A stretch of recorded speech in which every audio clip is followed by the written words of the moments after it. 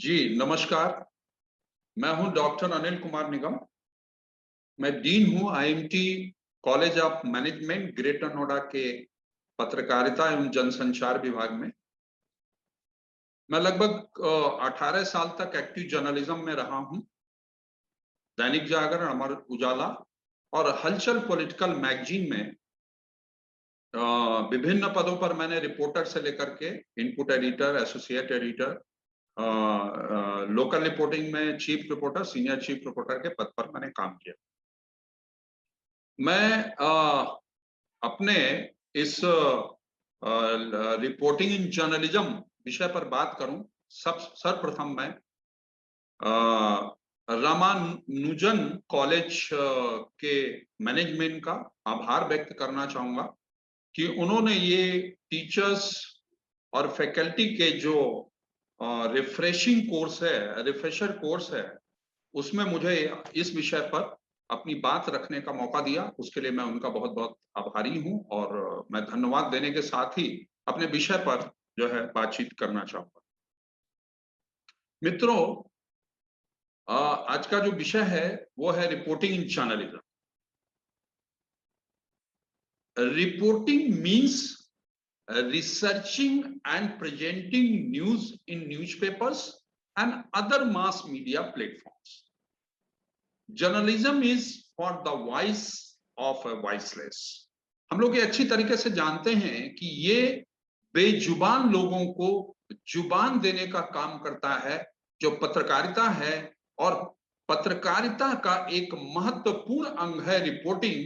मुझे लगता है रिपोर्टिंग के बिना पत्रकारिता का कोई अर्थ या मतलब नहीं रह जाता है, क्योंकि कोई भी जो पत्रकारिता का माध्यम है वो रिपोर्टिंग के बिना हम सूचनाओं को खबरों में नहीं परिवर्तित कर सकते, और बिना खबरों के अखबार या चैनल या जो है डिजिटल प्लेटफॉर्म शून्य है, बिना उसके अधूरा है।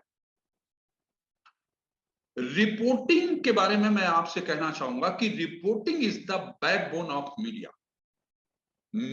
और इस मीडिया को हम थोड़ा सा अलग अलग भागों में बांट करके देखेंगे। एक है मीडिया का जो प्लेटफॉर्म है वो है प्रिंट मीडिया, जो और ट्रेडिशनल मीडिया जिसे कह सकते हैं आप, और दूसरा है इलेक्ट्रॉनिक मीडिया जिसमें टीवी चैनल्स और ये रेडियो आते हैं।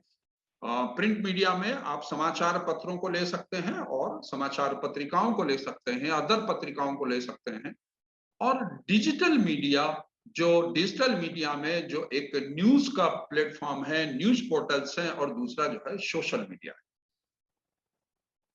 मैं इस पत्रकारिता को, खासतौर से रिपोर्टिंग को, मैं जो है चार अलग अलग कालखंडों में बांटकर देखना चाहूंगा।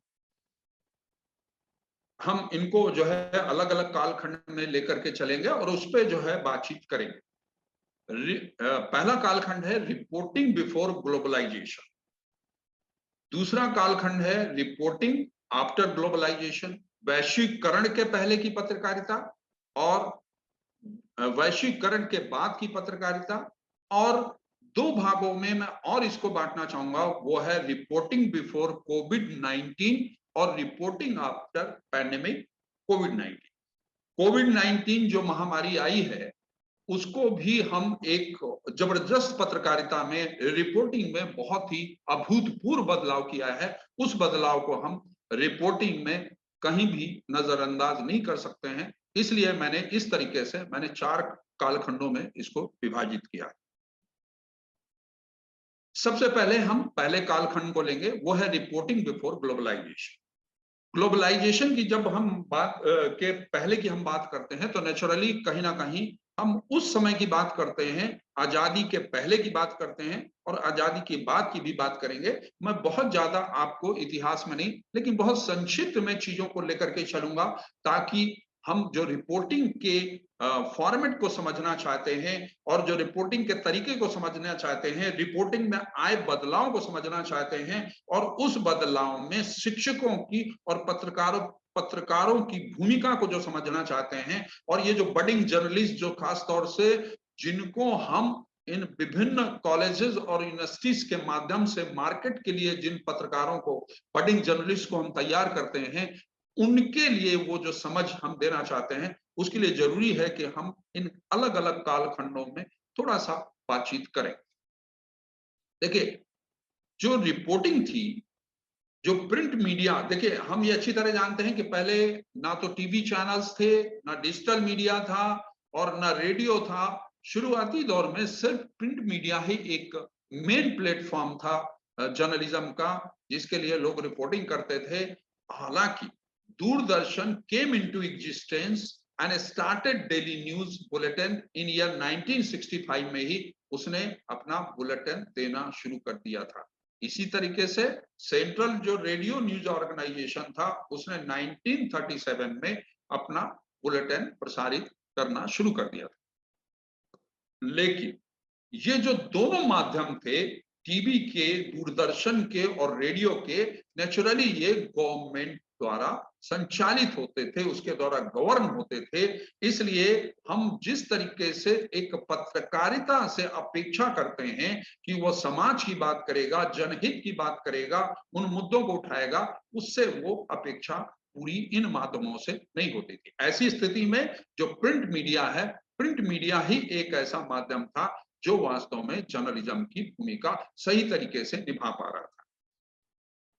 हम ये बहुत अच्छी तरीके से जानते हैं कि जो पत्रकारिता है, आजादी के पहले वो मिशनरी थी और उसका जो मिशन था, वो एकमात्र मिशन था देश की आजादी। ये बात हम लोग बखूबी जानते हैं कि किस तरीके से जो पत्रकारिता थी, मिशनरी थी और उसका एकमात्र मिशन देश की आजादी थी। और आजादी होने के चलते जो उस दौरान जो रिपोर्टिंग की परंपरा थी अखबारों और समाचार पत्रों में, वो बहुत अच्छी थी। तथ्यों की अच्छे तरीके से जांच पड़ताल की जाती थी और उसके बाद ही समाचारों को प्रकाशित किया जाता था।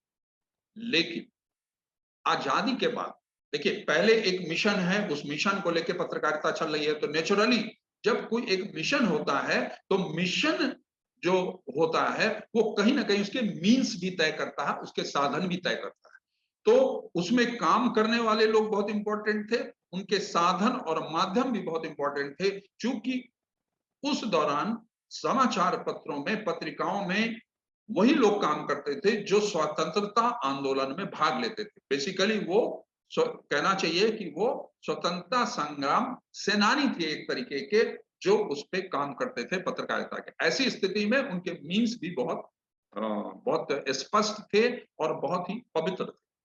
और लेकिन आजादी के बाद जो पत्रकारिता है उसमें कहीं ना कहीं जो है जो है भटकाव सा आ गया, क्योंकि वो मिशन खत्म हो गया, देश को आजादी मिल गई। तो आजादी के बाद उसे कहीं ना कहीं अपनी जमीन तलाशनी पड़ी और वो जमीन तलाशने का काम ये हुआ कि चूंकि देश में विकास एक बहुत बड़ी चुनौती थी, तो उस विकास की पत्रकारिता की ओर कहीं ना कहीं पत्रकारिता उन्मुख हुई। लेकिन इसी दौरान आजादी के बाद कई तरीके की और चुनौतियां जो है प्रकट हुई।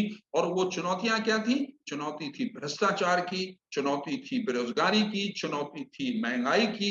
इस तरीके की कई चुनौतियां आई जिनका पत्रकारिता ने सामना किया और रिपोर्टिंग को अपनी जमीन तलाशने का भी मौका मिला। और उस दौरान जो है पत्रकारिता में कई चीजें देखने को मिलती हैं। उसी दौरान कुछ कहना चाहिए कि येलो जर्नलिज्म की भी शुरुआत होती है। उस पर अभी थोड़ा सा आगे हम लोग चर्चा करेंगे।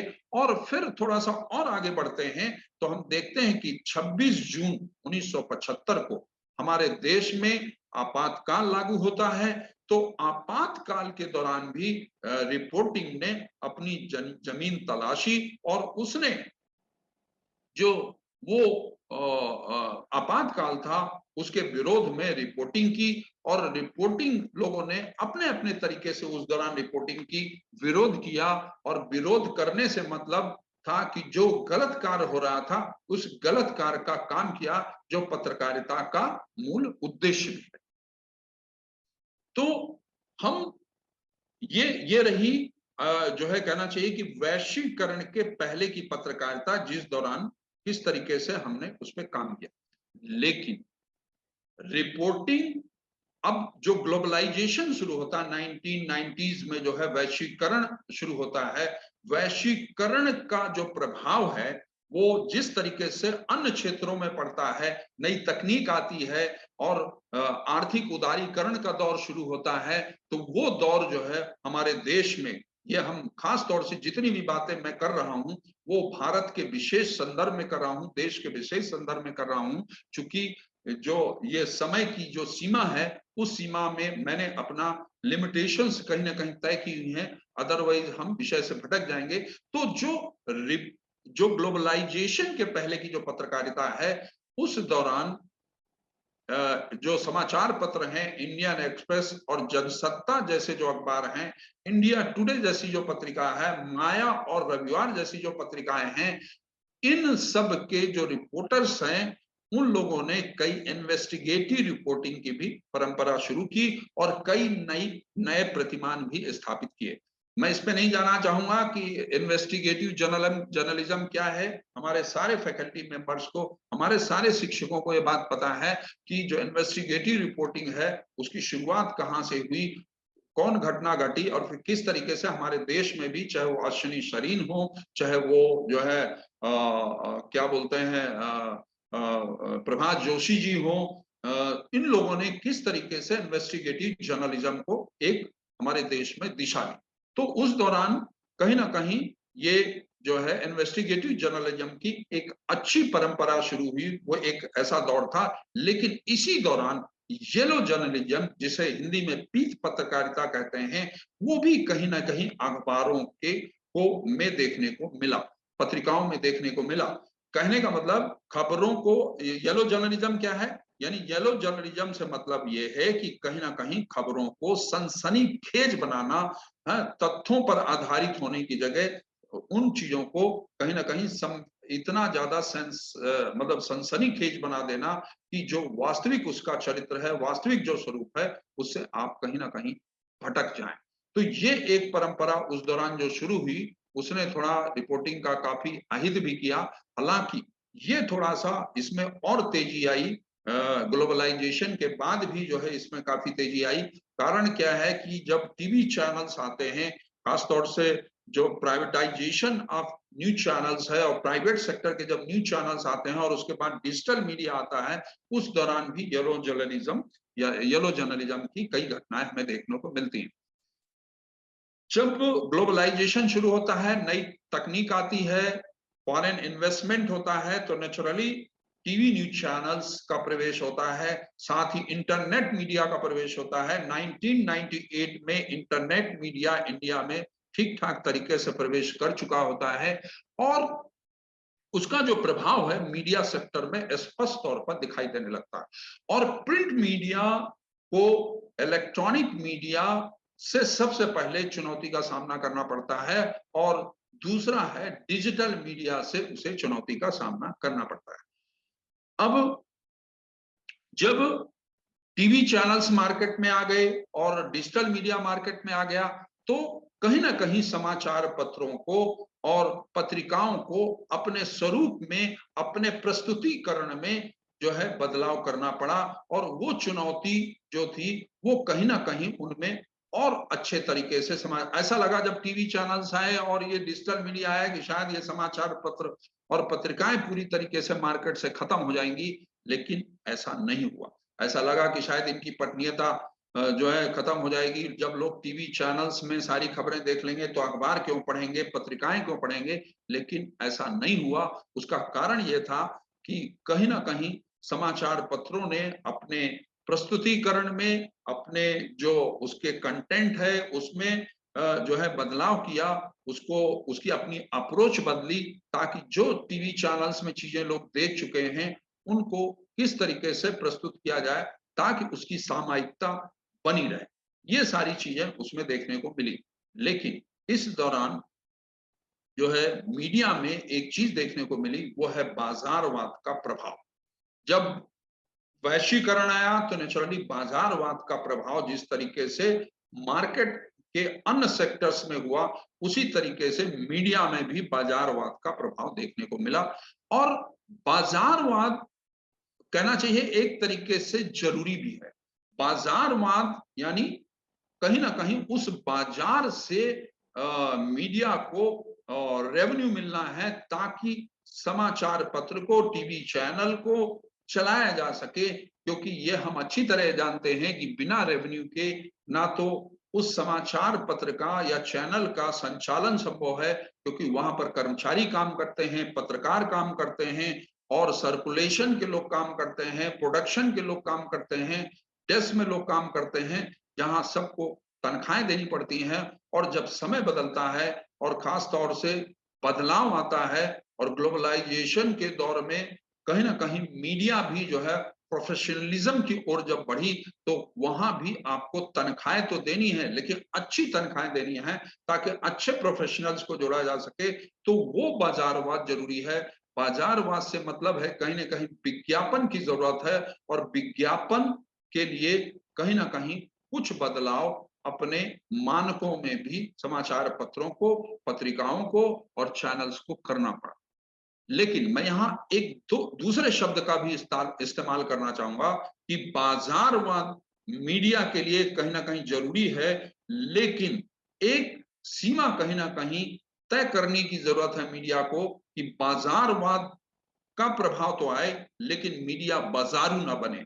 बाजारू बनने से मतलब है कि सब कुछ बाजार के द्वारा ही संचालित होना, जैसा बाजार कहे, जैसा जो है विज्ञापन के लिए आपसे कराना चाहें, वैसा आप ना करें। कहीं ना कहीं आपको एक सीमा तय करनी होगी। तो कहने का मतलब बाजारवाद तो ठीक है, लेकिन मीडिया का बाजारू होना गलत है। बाजारू होने से मतलब यह है कि हम अपना सब कुछ दांव पे लगा देते हैं, अपने मानक, अपने सिद्धांत, अपने वसूल, वो कहीं ना कहीं हमें बचा के रखने हैं, जो बहुत जरूरी है। मार्केट में डिजिटल मीडिया आने के बाद चीजें बहुत बहुत तेजी से चीजें बदली हैं। अब जब डिजिटल मीडिया आता है तो साहब जो है आप देखिए कि किस तरीके से टीवी चैनल्स को भी उस चैलेंज से गुजरना पड़ता है। उसको हम थोड़ा सा जो पैंडेमिक कोविड-19 है, उस दौर में भी थोड़ा सा उससे रिलेट करके देखेंगे, तो हम वो चीजें और अधिक स्पष्ट होंगी। अब है क्या, समझने की जरूरत है कि हम जब मीडिया स्टूडेंट्स को क्लासरूम में पढ़ाते हैं, तो हमें एक बहुत स्पष्ट तौर पे हम जब खबर को डिफाइन करते हैं उसके सामने, तो we always teach media students that if dog bites man is not news, if the man bites dog it is news. कहने का मतलब यह है कि कुत्ता यदि आदमी को काटे तो खबर नहीं है, लेकिन आदमी यदि कुत्ता को काटे तो खबर है। हमेशा हम ये चीज पढ़ाते हैं। ये कहीं ना कहीं नकारात्मक सोच जो वेस्टर्न कल्चर से, वेस्टर्न जर्नलिज्म से आई है, वो कहीं ना कहीं मीडिया के छात्रों को, विद्यार्थियों को दिग्भ्रमित करती है। और कई बार वो नकारात्मक सोच को लेकर के जब फील्ड में उतरते हैं, रिपोर्टिंग करने के लिए उतरते हैं, तो हमेशा उनको लगता है कि अरे भाई, जो नकारात्मक चीज है वही तो खबर है, उसी को उठाओ, सकारात्मक चीजें तो शायद खबर है ही नहीं। जबकि यह बात पूरी तरीके से गलत है। और इसलिए गलत है क्योंकि ये हमें समझने की जरूरत है, और हमें ये अपने मीडिया के विद्यार्थियों को समझाने की जरूरत है कि हर नकारात्मक चीज ही खबर नहीं है। बहुत सी सकारात्मक चीजें आज समाज में इतनी अच्छी चीजें हो रही हैं, चाहे आप कोई भी सेक्टर ले लीजिए, चाहे महिलाओं को ले लीजिए, वो किस तरीके से काम कर रही हैं, या खेल के क्षेत्र में हम देख लें, या हम बाजार के क्षेत्र में देख लें, विभिन्न क्षेत्रों में अच्छे कार्य हो रहे हैं। और वो जो अच्छे कार्य हैं, या हमारी जो सोच है, जो हमारी अप्रोच है, हम नकारात्मक चीजों को भी यदि कई बार सकारात्मक तरीके से उठाते हैं, तो जो हमारा रीडर है, जो हमारा ऑडियंस है, वो कहीं ना कहीं अट्रैक्ट होता है। तो हमें इस धारणा को बदलने की जरूरत है कि भाई, ऐसा नहीं है, हर नकारात्मक चीज खबर नहीं होती है। कई सकारात्मक चीजें, कई अच्छी चीजें, अच्छे कार्य भी जो है खबर होती है। लेकिन एक चीज और भी बहुत स्पष्ट तौर से समझने की जरूरत है कि जो खबर है वो खबर होती क्या है। खबर के संबंध में ये बहुत ही स्पष्ट धारणा है, और आज से नहीं है, ये हमेशा से बात रही है कि खबर वह है जो सत्यम शिवम सुंदरम की अवधारणा पर आधारित।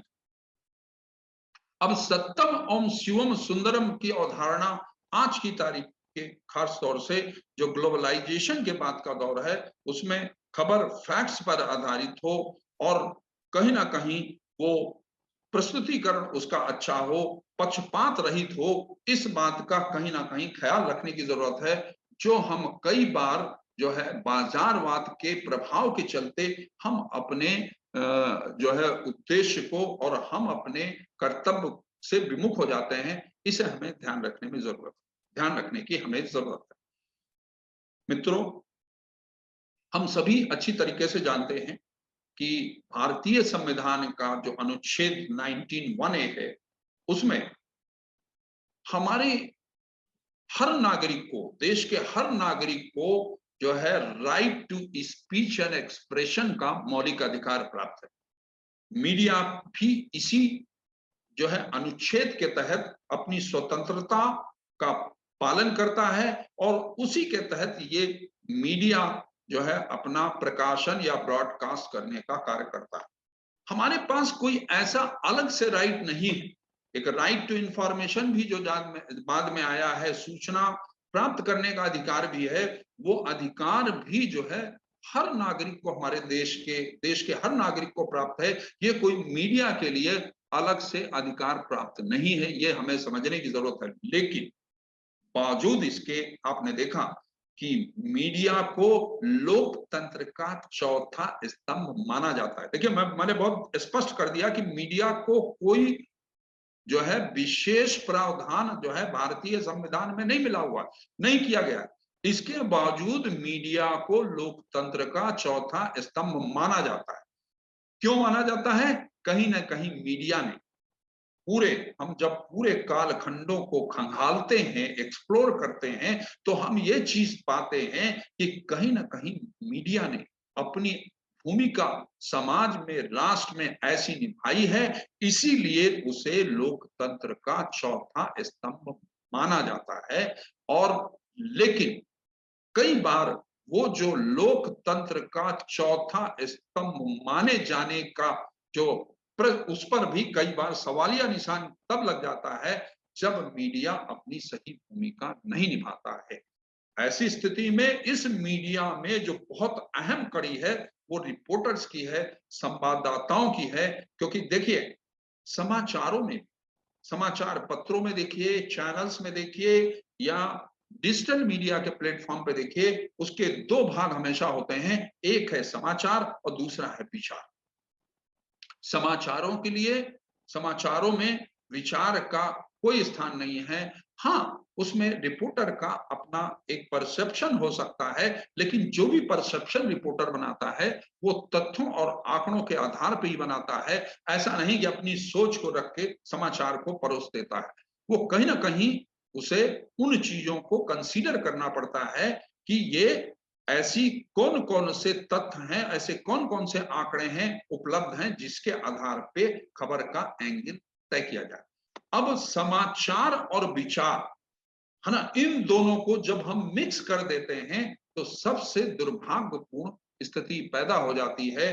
कहीं ना कहीं हम पार्टी बन जाते हैं और ये आज हम विभिन्न चैनलों में, विभिन्न जो है हम डिजिटल मीडिया के प्लेटफॉर्म पे, अखबारों में, हमें समाचारों में भी जब विचार देखने को मिलता है तो कहीं ना कहीं काफी अफसोस भी होता है कि हमारी जो टीचिंग और लर्निंग की जो हमारा जो परंपरा है, जो हमारा ट्रेंड है और जो हमारा कर्तव्य है, हम उसको कितना निभा पा रहे हैं।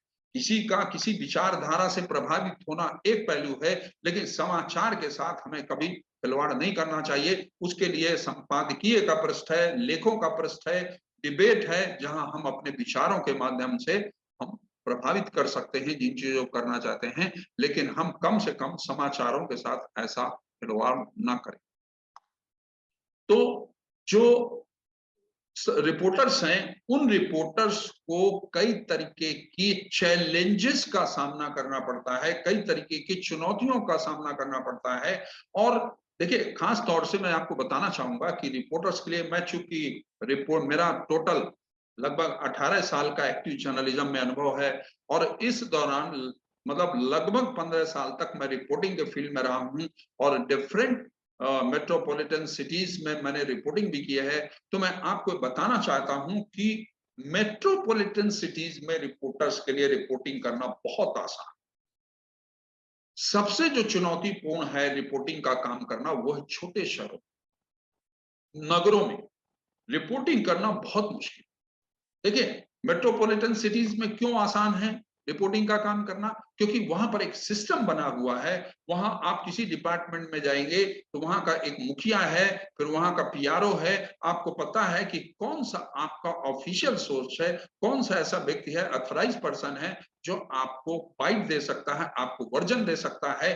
लेकिन छोटे शहरों में सबसे बड़ी मुश्किल यह है कि वहां पर बहुत सीमित जो है अथॉराइज पर्सन है जो प्रेस से बात कर सकते हैं या अपना मुंह खोल सकते हैं। कई बार वो टालने की कोशिश करते हैं और ऐसी स्थिति में या तो रिपोर्टर बिना बाइट के वर्जन के खबरें चलाता है, क्योंकि खबर तो कई बार चलानी ही पड़ती है। तो ऐसी अधूरी खबरें देने से जो है कहीं ना कहीं समाज का अहित भी होता है, क्योंकि जो लोग हैं, जो ऑडियंस है, उनका जो माध्यम है वो मीडिया है। मीडिया के माध्यम से उसे सूचनाएं मिलती हैं, क्योंकि एक और बड़ा माध्यम जो डेवलप हुआ है जिसकी हम बात करेंगे वो सोशल मीडिया है। अब आज जो चीजें मीडिया में नहीं आ पाती पहले सोशल मीडिया में आती हैं। लेकिन एक बहुत बड़ा खतरा जो सोशल मीडिया का है वो फेक न्यूज का है, उसकी पड़ताल का है। वो एक चुनौती है जिसको बाद में हम अभी लेंगे। तो मैं कहना ही चाहता हूं कि जो सबसे बड़ी चुनौती है होती है वो क्या है कि किस तरीके से एक रिपोर्टर बिना पक्षपात के खबरें जो है उपलब्ध कराए। अब पक्षपात ना हो इसके लिए जरूरी है कि सभी पक्षों को उसमें समाहित किया जाए। अब सभी पक्षों को समाहित करने का चैलेंज ये है कि साहब सही समय पर यदि आपको बाइट नहीं मिलता, वर्जन नहीं मिलता तो आप कैसे करें? तो वो एक जो चुनौती है उनको बैलेंस करना और उस पे जो है इनपुट डालना अपनी खबर में और एक बैलेंस खबर देना, ये एक चुनौती है। रिपोर्टिंग करते समय रिपोर्टर को इस बात का भी ध्यान रखना होता है कि आपकी खबरों से समाज और राष्ट्र का कोई अहित ना हो जाए, कहीं उसको क्षति ना पहुंच जाए। ये भी कहीं ना कहीं ध्यान में रखने की जरूरत होती है।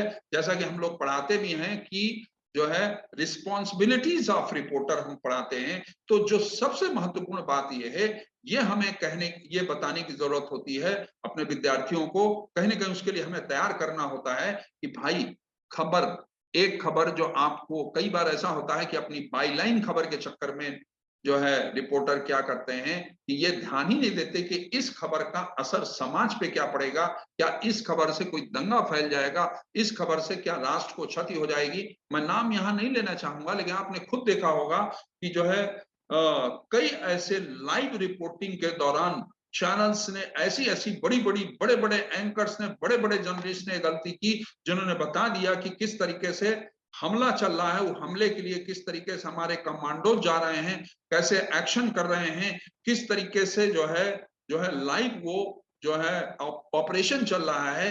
हम ऐसा दिखा करके हम क्या करना चाहते हैं? हम कहीं ना कहीं अपने देश का, समाज का अहित करना चाहते हैं।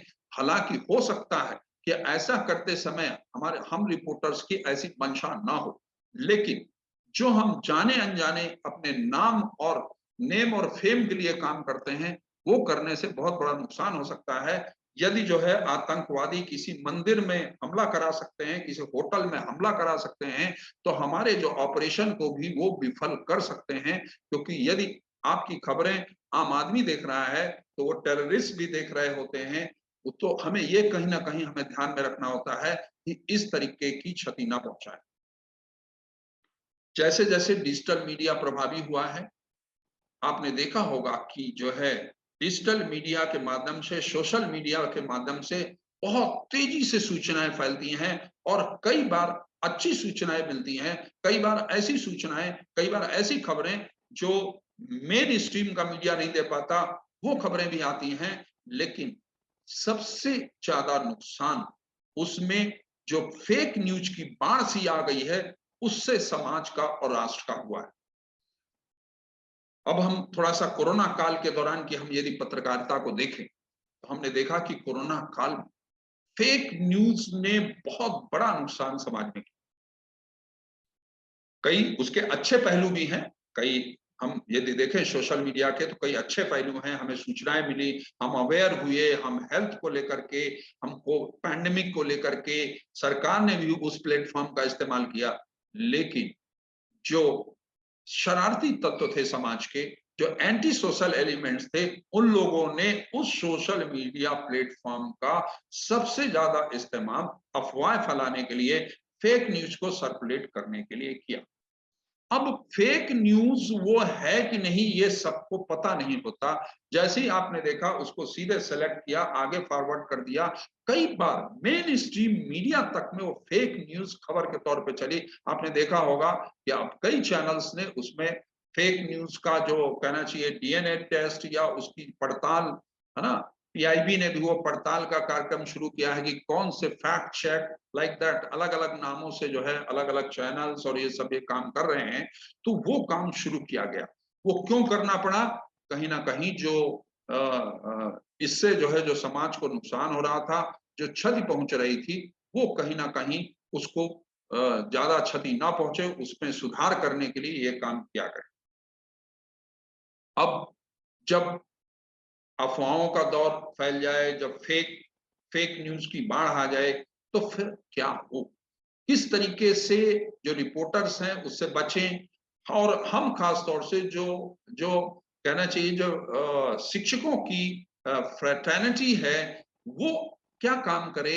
ऐसे में मीडिया फैकल्टी की भी बहुत अहम जिम्मेदारी है कि वो मीडिया के जो छात्र हैं, जो मीडिया के जो विद्यार्थी हैं, उनको पहले से इतना जागरूक करें, इतना शिक्षित करें, इतनी उनको ट्रेनिंग दें कि वो मीडिया को फेक न्यूज से बचाए कहीं ना कहीं। और फेक न्यूज से बचाने का तरीका क्या है? हमें कहीं ना कहीं जो सूचनाएं आ रही हैं, क्योंकि देखिए आज हमारे पास एक बहुत बड़ा जो प्लेटफॉर्म है सूचनाओं का मिलने के जो सोर्सेज हैं, बहुत बड़ा एक सोर्स जो हो गया है वो सोशल मीडिया। बड़ी बड़ी खबरें सोशल मीडिया जो हैंडल्स हैं, ट्विटर है, फेसबुक है, इंस्टाग्राम है और यहाँ तक कि जो लिंक्डइन है, वहां से ये खबरें जो है ब्रेक हो रही हैं, निकल रही हैं। ऐसे में क्या गलती होती है कि हम बिना सोचे समझे यदि खबरों को आगे बढ़ाते हैं तो उससे कहीं ना कहीं जो है इस जो मीडिया है उस मीडिया का, उस क्षेत्र का, कहीं ना कहीं उस लोकतंत्र में जो जिसे चौथा स्तंभ माना जाता है उसकी आंच पर उस पे कहीं ना कहीं उसकी प्रतिष्ठा पे आंच लगती है। इसलिए जरूरी है कि हम जो विद्यार्थी हैं उनको जागरूक करें, हम उनको समझाएं कि फेक न्यूज से कैसे बचा जाए, उनकी टेस्टिंग कैसे की जाए। फोटोग्राफ कोई मिल रहा है तो किस तरीके से उस फोटोग्राफ की जांच की जाए, यदि कोई सूचना मिल रही है तो उसकी कैसे जांच की जाए, यदि कोई वीडियो मिल रहा है तो उस वीडियो की कैसी जांच पड़ताल की जाए, उस सोर्स की जांच पड़ताल की जाए। और यदि हम इस सोच के साथ जांच पड़ताल करते हैं तो मुझे लगता है कि हम जो है मीडिया को फेक न्यूज के संकट से बचा सकते हैं। रिपोर्टर्स को भी बहुत अलर्ट रहने की आवश्यकता है, क्योंकि जो रिपोर्टर्स के लिए कहीं ना कहीं रिफ्रेशर कार्यक्रम की जरूरत होती है, प्रोग्राम्स की जरूरत होती है, उनके लिए भी कहीं ना कहीं वर्कशॉप की जरूरत होती है कि हम ऐसी वर्कशॉप उनको प्रदान करें, ऐसी वर्कशॉप रखें ताकि वो इन चीजों के बारे में जागरूक हों और जो उनका काम है उसमें किसी तरीके की लापरवाही ना होने पाए। अब जो ये पैंडेमिक का दौर आया, कोविड-19 पैंडेमिक का दौर आया, इस दौरान आपने देखा होगा कि चैलेंजेस जो चुनौतियां हैं रिपोर्टर्स की वो बढ़ी। क्या बढ़ी? चूंकि ये कहा गया साहब कि जो कोविड-19 पैंडेमिक है उसमें सोशल डिस्टेंसिंग रखनी है ना, मास्क लगाना है, सैनिटाइज करना है। ऐसी स्थिति में क्या करें? अब रिपोर्टर्स को कोई ऐसी ट्रेनिंग तो दी नहीं गई थी कि वो साहब पहले से जो है ऐसे पैंडेमिक में ऐसे रिपोर्टिंग करेंगे वैसे करेंगे। है ना। ना ही हम ही लोग जो बच्चों को, खासतौर से मीडिया के छात्रों को जो पढ़ाते हैं, उसमें उसके भी जो जर्नलिज्म और मास कम्युनिकेशन का कैरिकुलम है, जो सिलेबस है, उसमें भी कोई ऐसा चैप्टर नहीं कि पैंडेमिक का कवरेज कैसे करें या उसमें क्या करें, क्या डूज एंड डोंट्स है, ऐसा कुछ भी नहीं है उसमें। ऐसी स्थिति में आपने देखा होगा कि वर्क फ्रॉम होम की एक कल्चर जो है अखबारों को, चैनल्स को शुरू करनी पड़ी, लेकिन इसके बावजूद जो रिपोर्टर है उसका चैलेंज कहीं कम नहीं हुआ। जो बैकएंड पे काम करते हैं, जो पर्दे के पीछे काम करते हैं, जो डेस्क में काम करते हैं, जो प्रोडक्शन में काम करते हैं, उनको तो तब भी कुछ सहूलियत रही, लेकिन जो रिपोर्टर है वो उससे बच नहीं पाया। आपने टीवी चैनल्स में देखा, जो माइक है, माइक आईडी है, वो उसकी कोई जुगाड़ तंत्र लगा के लंबा किया जाने लगा। बाद में चुप, वो क्यों किया गया, टेम्परेरी बेसिस पे पहले किया गया, इसलिए करना पड़ा क्योंकि हम उसके लिए तैयार नहीं। अब प्रिंट मीडिया में क्या हुआ, डिजिटल मीडिया में क्या हुआ कि ये जो जब चैलेंज बढ़ा तो क्या हुआ कि रिपोर्टर्स ने क्या किया, कई गलतियां की। या तो उन्होंने डिस इन्फॉर्म किया या मिस इन्फॉर्म किया, गलत सूचनाएं दी या झूठी सूचनाएं दी या नई सूचनाएं दी। ऐसी स्थिति भी कई बार पैदा हुई। अब फेक न्यूज और जो र्यूमर्स है, उसने जो है, हमने देखा कि समाज का बहुत बड़ा उससे नुकसान हुआ। आपने देखा कई बार ऐसा हुआ कि जो है उन फेक न्यूज की वजह से जो है तमाम अफवाहें फैल गई मार्केट में, समाज में अफरा तफरी का माहौल बन गया, तमाम लोगों की जानें चली गई, कई जगह झगड़े हो गए, है ना, आपस में विवाद हो गए। तो इस तरीके की स्थितियां पैदा हो गई। तो इसलिए बहुत ही संवेदनशील भूमिका होती है, बहुत महत्वपूर्ण भूमिका होती है रिपोर्टर्स की, कि वो जो है ऐसे समय में सजगता दिखाएं। तो सवाल ये उठता है कि आखिरकार रिपोर्टर को करना क्या चाहिए, किन किन चीजों का ध्यान रखना चाहिए रिपोर्टिंग के दौरान, ताकि जो है वो सही तरीके से जो है पत्रकारिता का धर्म निभा सकें और समाज और राष्ट्र का कोई नुकसान भी ना हो, और जो जिसके लिए एक्सपेक्ट करती है जनता या ऑडियंस, उसको सही सूचनाएं भी मिल सके। उसके लिए कुछ चीजों को मैंने सोचा है कि वो होना बहुत जरूरी है। सबसे पहले रिपोर्टर को करना चाहिए कि रिपोर्टर शुड फिक्स हिज और हर प्रायोरिटीज। रिपोर्टर को चाहिए कि वो अपनी प्रायोरिटी जरूर तय करे। वो ये तय करे कि उसकी आखिरकार प्रायोरिटीज क्या हैं, उसे क्या करना है, क्या क्या करना है, कैसे कैसे करना है, और वो प्रायोरिटीज क्या हैं। खबरों की प्रायोरिटी उसे तय करनी है। खबरों की प्रायोरिटी, जैसे अब सपोज करिए पैंडेमिक आया, तो पैंडेमिक के दौरान आपने देखा कि वो जब समाचार पत्रों ने और चैनल्स ने, डिजिटल मीडिया ने सब कवरेज करना शुरू किया, तो सिर्फ पैंडेमिक पैंडेमिक आपको चारों तरफ। कई बार तो सेकेंड वेव के दौरान इतना ज्यादा, मतलब अतिरेक में कवरेज हो गया उसका, कि लोगों का भय भय का माहौल पैदा हो गया, भ्रमित हो गए लोग। कई जगह ऐसी रिपोर्टिंग कर दी गई जैसे कि शमशान घाट में जलती हुई लाशें दिखा दी गई, है ना, या इस तरीके का मतलब जो है सीन दिखा दिया गया। ऐसा लगा कि मीडिया आपको सूचनाएं दे रहा है या डरा रहा है। मीडिया का काम है सूचनाएं देना, आप सूचनाएं दीजिए, बताइए, लेकिन क्या शमशान घाट में जलती लाशें दिखाना या वो कतार दिखाना लाशों को जलाने के लिए जरूरी है, या ये बताना, सूचना देना जरूरी है? हम उसे दिखा के भय क्यों क्रिएट करना चाहते हैं, लोगों को डराना क्यों चाहते हैं? मैं खुद बता रहा हूं आपको, जब सेकेंड वेव में कोविड-19 के चपेट में मैं और मेरी पूरा परिवार था, तो हम लोगों ने, हमारी हिम्मत ना टूटे, हम डरे नहीं। तो इसलिए हमने खुद सारे टीवी चैनल्स देखना बंद कर दिया, सोशल मीडिया प्लेटफॉर्म्स को देखना बंद कर दिया। ये क्यों करना पड़ा? कहीं ना कहीं वो मीडिया, मैं इतने सालों तक मीडिया में रहा, कहीं ना कहीं मुझे भी वो चीजें डरा रही थी, मेरे परिवार को डरा रही थी। कहने का मतलब ये है कि ये एक क्या मैसेज देता है? मैसेज देता है कि आप अपनी कहीं ना कहीं जो है अपनी प्रायोरिटीज तय करिए। कहीं ऐसा ना हो कि आप बिना प्रायोरिटीज के काम करें और जो आपका उद्देश्य है, आपका जो ऑब्जेक्टिव है, उससे आप भटक जाए। और क्या जरूरी है और प्रायोरिटीज तय करिए कि भाई खाली यही दिखाना जरूरी है या हेल्थ से और रिलेटेड चीजें हैं, मार्केट से और रिलेटेड चीजें हैं, कितनी ऐसी चीजें हैं जो नहीं हो पा रही हैं, लोग इंतजार कर रहे हैं, क्या क्या इंतजार कर रहे हैं, तो वो सारी चीजें बताना उस दौरान जरूरी है। तो आप उन चीजों को भी प्रायोरिटीज तय करिए, बताइए, क्योंकि वो पब्लिक देखना चाहती है और उन चीजों को सुनना चाहती है, पढ़ना चाहती है। फिर है explore new sources of news like social media. अब आपको साहब नए सोर्सेज तलाशने पड़ेंगे और तलाश लिए गए। आज सोशल मीडिया एक बहुत बड़ा सोर्स हो गया है।